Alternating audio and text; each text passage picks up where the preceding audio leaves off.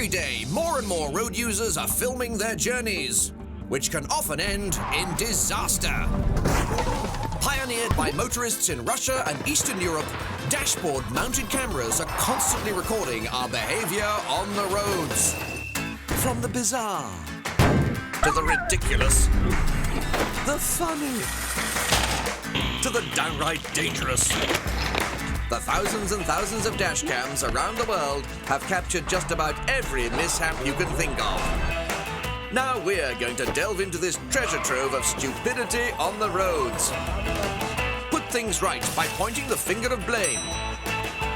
Replay the action to see what really happened.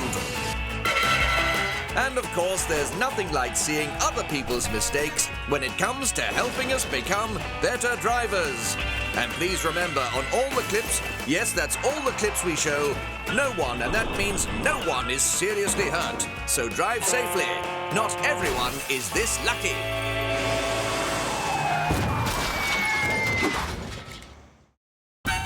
Coming up on this explosive edition of Car Crash TV, more appalling and outrageous road use from all around the world that, had it been isolated to the fine Isles of Great Britain, would have been considered in direct violation to the following rules set out in the Highway Code. Article 9.7. Before setting off, you should ensure that your vehicle is legal and roadworthy. Article 104. You should watch out for signals given by other road users and proceed only when you're satisfied that it is safe. Don't worry, he's fine. The one about the best way to ensure you get the lane you want is through the use of brute force. And from, well, that's my life over, my guide to raising a child. Chapter 1. Nighttime is your time, so have a bit of fun.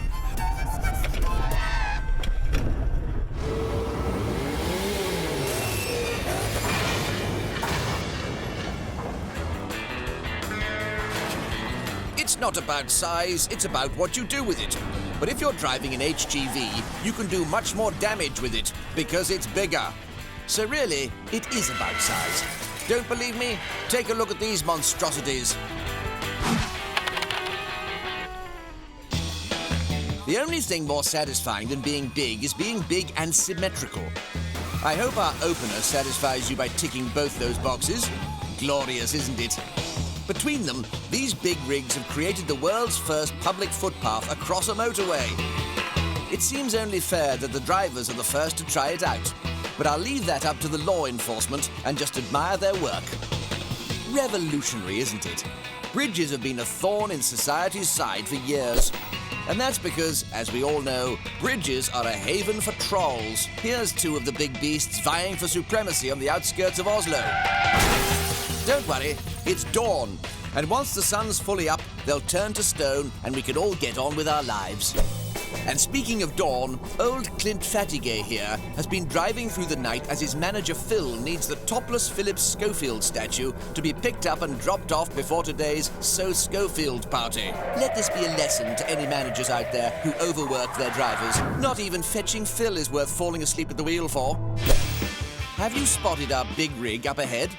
Keep your eye on it. Don't look away. Don't even be tempted to check out the pedestrians. You see? Our driver let these two bombshells distract him. And look how that turned out. Ah, well. May as well invite them in now, mate. Make it look intentional. I have it on authority that I should not make a joke about this clip, primarily because this kind of driving is an absolute joke in itself. And not a funny one. 3 big rigs, some careless driving, a bit of snow, and 3 drivers who miraculously survived. And back to something light-hearted, like driving through puddles. That's always fun!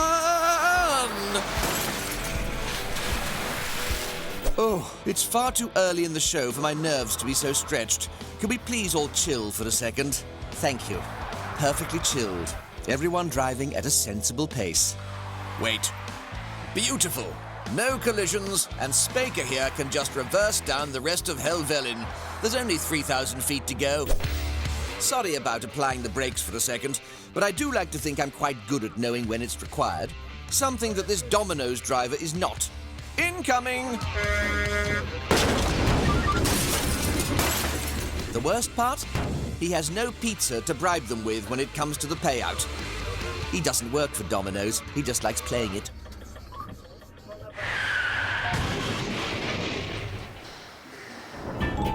Consider the cycler, be it motor, bike, or scooter. What benefit could they possibly gain from leaving the safe confines of a four-wheeled vehicle and taking to the road?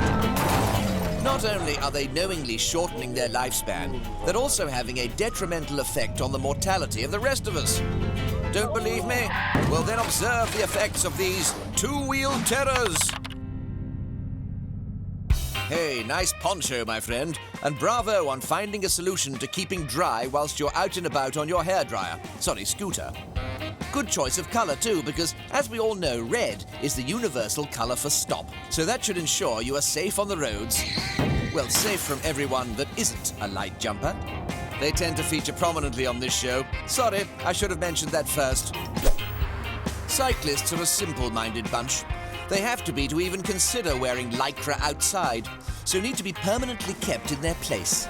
A cycle lane is a great way to segregate them from the sharper minds that prefer four wheels. But for God's sake, please make sure you don't run out of paint. Look at him. Didn't even hear the horn. His brain's far too busy telling his legs to keep pedaling. This is an interesting marketing campaign. Not sure what they're flogging, as I don't read Chinese. Perhaps the circus. I don't reckon much to their act, though that's me speaking with my health and safety hat firmly on. Well, whatever the heck they are promoting, it's clearly had the desired effect, as that woman's abandoned her car for the chance to get in on the act. What the hell are you looking at? Surely you should have your eyes on the road, rather than the car waiting patiently at the junction. Let's find out if I'm right. Of course I'm right. That's why I'm a 2 times winner of the Health and Safety Expert of the Year award. I'm hopeful of completing the hat trick this year. It'll be good to be back in Yeovil.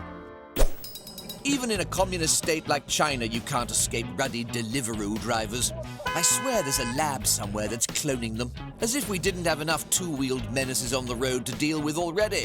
What's more important, mate? You continuing to breathe, or some lazy git who can't be bothered to leave his desk getting his hands on some hot dim sum? I'm told one of the benefits of riding a vehicle with 2 wheels is that you can weave in and out of the traffic with ease, which is all well and good, but can you cut in front of it with ease as well? No, you cannot. And that ability to weave in and out of traffic can lead some drivers of 4-wheeled vehicles to feel jealous.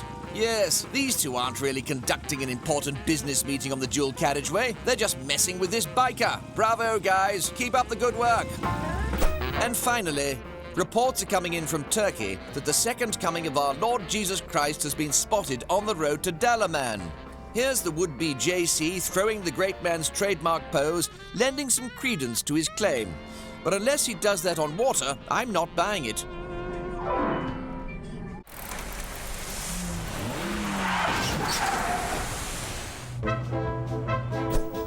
Coming up soon on Car Crash TV.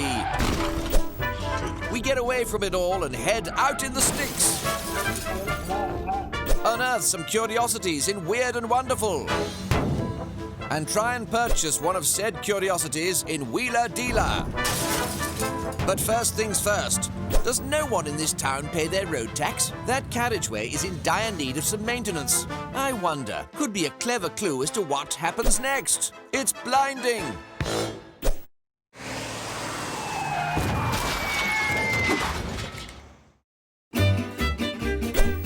Welcome back to Car Crash TV. So what did happen next?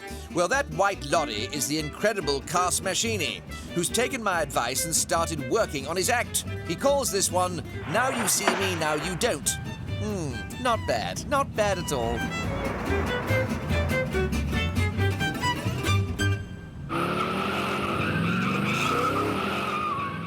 The countryside.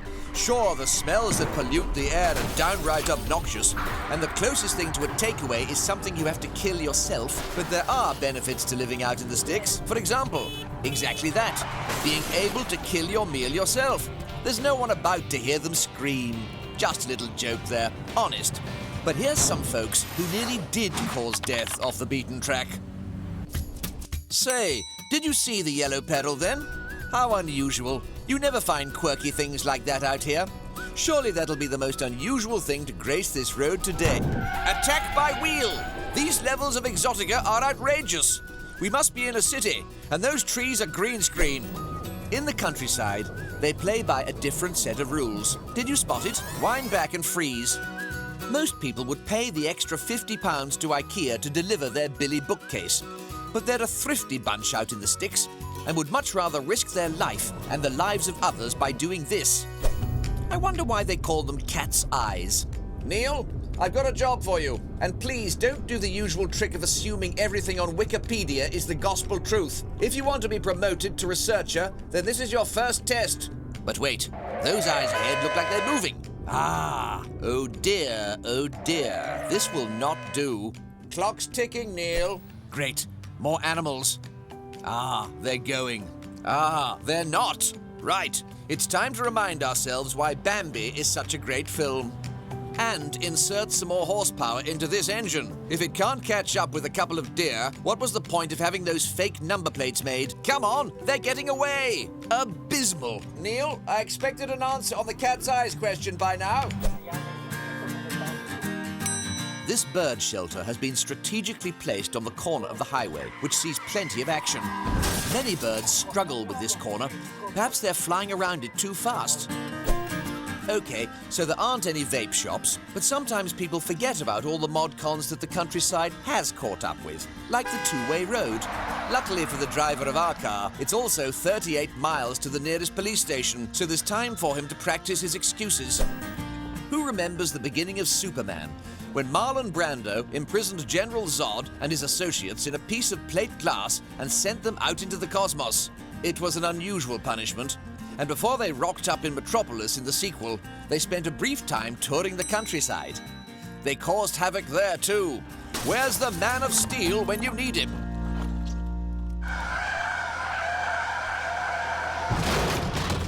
It's a lonely life I lead, watching dashcam clip after dashcam clip whilst trying to keep on the right side of sane. But I managed to keep my wits about me by devising clever games to break up the monotony and keep you dear viewers entertained. Interactive TV is the future, so they tell me. So to that end, why not join me and play along with a quick slice of The Blame Game?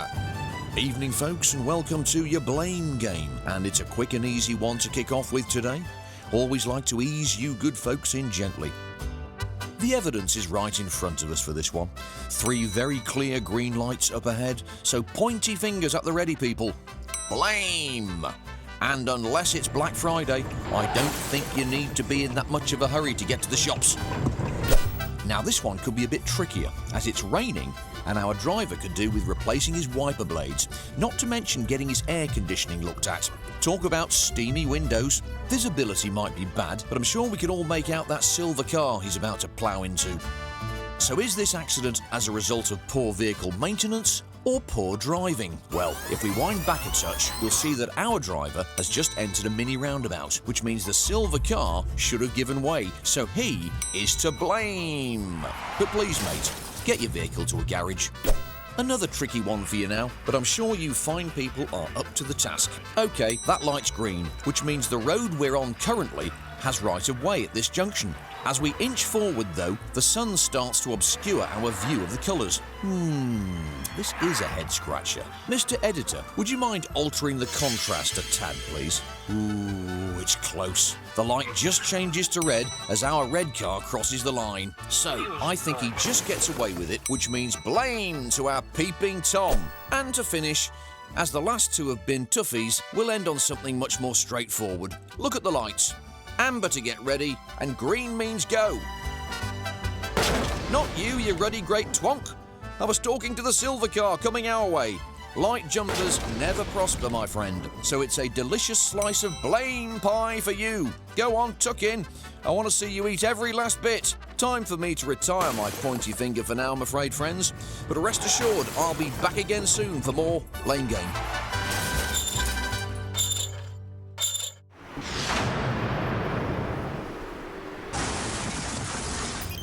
So far today, I've witnessed 3 crimes, and it's not even 10 a.m. The crime against music, that was whatever I exposed my ears to when I was accidentally tuned into Radio 1. The crime against cuisine, that was a 3-day-old croissant someone left in the VO booth. And the crime against fashion, that's Neil's entire ensemble. Cords and a Hawaiian shirt.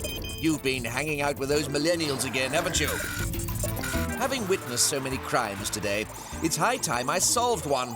So why not join me and let's crack another crash scene investigation? Well, first things first, it's nice to see support for Chairman Mao is still strong after all these years. Sure, some of his methods might have been questionable, to say the least, but it's nice to see someone is willing to forgive and forget by immortalizing him as a dashboard ornament. But we have a bigger crime to solve today than inappropriate dashboard ornaments, and that's the one that's strewn across the asphalt in front of us. 3 suspects at the scene, but which one is culpable for this calamity? Is it car A, to the left of the screen and looking a little worse for wear? Car B, also looking a little disheveled after taking a hit to the rear? Or car C, the red car on the right, who could be an innocent red herring or could be a crime kingpin? Let's find out. Okay, well there's car A and car B, side by side, going about their business with nary a care in the world. No sign of car C at the moment though. Interesting. Could he be lurking in the shadows, ready to pounce? There goes car B, moving ahead and trying to cut in front of car A before applying the brakes. Never ever a good move, and one that has an inevitable conclusion. And what of car C? Ah, there he is. A red herring after all. So one crime solved, and another dashboard ornament for me to procure for my collection. Everyone's a winner!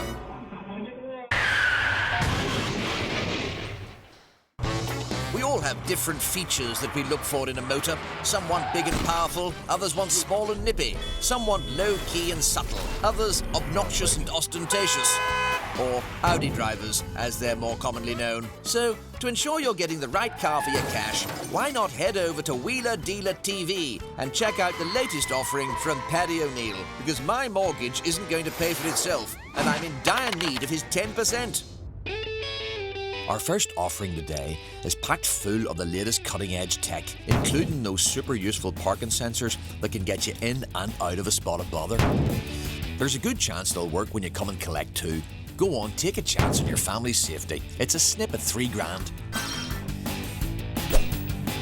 Next up, we have the latest all-terrain vehicle from France, equally at home on the asphalt or off-road. In fact, the brochure claims it can do a job on a building site, and well, the evidence speaks for itself. Versatility like this doesn't come cheap, but if you're in the construction industry, can you really afford not to give me $8,000 for it? Now, this little beauty does have some issues with its handling, and it can't really be relied upon to keep all 4 of its wheels on the road. On the flip side though, it's surprisingly robust, so at least you'll be able to take comfort that those in the cabin will be well cared for. The rest of the public can take their chances, and for your peace of mind, I'll only charge $5,000. If you live in the Arctic Circle, you're going to want a car that grips well, and as you can see, this beauty is staying firmly on the ground as it negotiates this corner. What happens when it's stationary is out of my hands, but why not give me $2,000 and find out yourself? Now this car is a beauty. Don't believe me? Take a closer look. Still not convinced? Then get out and have a butcher's. She is a work of art. But looks don't come cheap, so I'll need to see the colour of your money if you want to walk away with this stunner. Go on, treat yourself. $10,000 is a small price to pay. With climate change a real concern, you should be looking for a vehicle that knows how to handle itself in the wet. Look at the way it copes with the monsoon season like it was just another day in the desert. Heck, if you give me $6,000 for it, I'll even throw in a free Wheeler Dealer TV umbrella. You're welcome.